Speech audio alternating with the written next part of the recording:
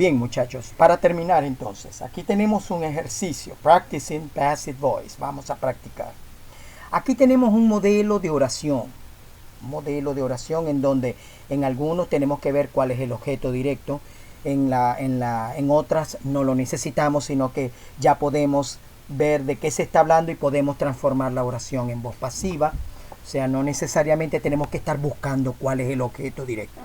En algunas no es necesario porque ya sabemos de quién nos están hablando. Entonces, fíjense, en la primera oración, tenemos people, la voz activa. People speak both English and French in Canada. Entonces, bueno, ahí tenemos un sujeto, pero también tenemos un objeto directo que está recibiendo la acción. Porque ahí nos están diciendo que la gente habla ambos idiomas en Canadá, que es el inglés y el francés. Entonces, si hay un sujeto, ¿quién habla inglés y francés en Canadá? La gente. Ya ese es el sujeto. No lo necesitamos para la voz pasiva. Entonces, vamos a ver, ¿cuál es la otra pregunta que hacemos? ¿Qué? Exacto, hacemos la pregunta ¿qué? ¿Qué habla la gente en Canadá? Entonces, bueno, ahí podemos ver que es inglés y francés, ambos, inglés y francés, both English and French. Ese es el objeto directo. Entonces, bueno, allí podemos ya verificar que la oración puede ser transformada a la voz pasiva y tenemos both English and French are spoken in Canada. Esa es la oración en la pasiva. ¿Ven? Como está en presente, utilizamos el verbo to be en presente. En la segunda oración, agriculture grows up great deal of wheat in Russia. ¿Okay? La agricultura, ¿okay?, siembra y hace crecer una gran cantidad de... la palabra wheat significa trigo. ¿Okay? Trigo en Rusia. Entonces, ¿quién hace crecer esa cantidad de trigo en Rusia? La agricultura. Ahí está el sujeto. Ahora, para el objeto directo.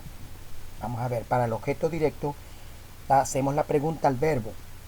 Exactamente, ¿qué? ¿Qué cultiva? ¿Qué hace crecer?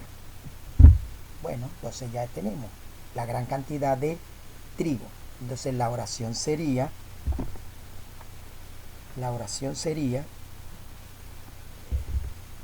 a great deal of wheat is grown in Russia. El objeto directo es la gran cantidad de trigo. Muy bien. Esa es la oración. A great deal of wheat is grown in Russia. Ahora, en esta oración en particular, en la tercera, Mexico makes up of 31 states and the federal street. Aquí no tenemos objeto directo, pero ya sabemos de quién nos están hablando, de México. Como único componente en la oración, México abarca 31 estados y un distrito federal. Entonces estamos hablando de México. Vamos a ver cómo quedaría la oración. Y está en presente. La oración está en presente simple.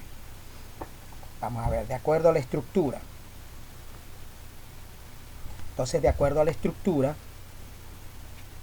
decimos, Mexico makes up of 31 states and a federal district. Entonces, bueno, la oración en voz pasiva sería Mexico is made up of 31 states and a federal district. Esa es la oración en pasiva. En esta oración, everybody should comply with the law. Should, ahí está el verbo should, verbo modal. Entonces vamos a buscar en medio de las reglas gramaticales que yo les di cómo hacer una oración en voz pasiva. Todo el mundo debe cumplir con la ley. ¿Ok? Con la ley. Entonces todo el mundo es el sujeto. Ahora, ¿de qué estamos hablando? Exactamente, de la ley. Entonces por ahí va a comenzar la oración en voz pasiva. Entonces la oración, la ley va a ser el objeto directo. The law. Ok, como tenemos el modal verb va a formar parte de la oración. Y entonces La oración va a quedar de esta manera. The law should be complied with, by everybody. Esa es una oración en voz pasiva. Muy bien. En esta cuarta oración. En esta cuarta, a ver, 1, 2, 3, 4, en la quinta oración.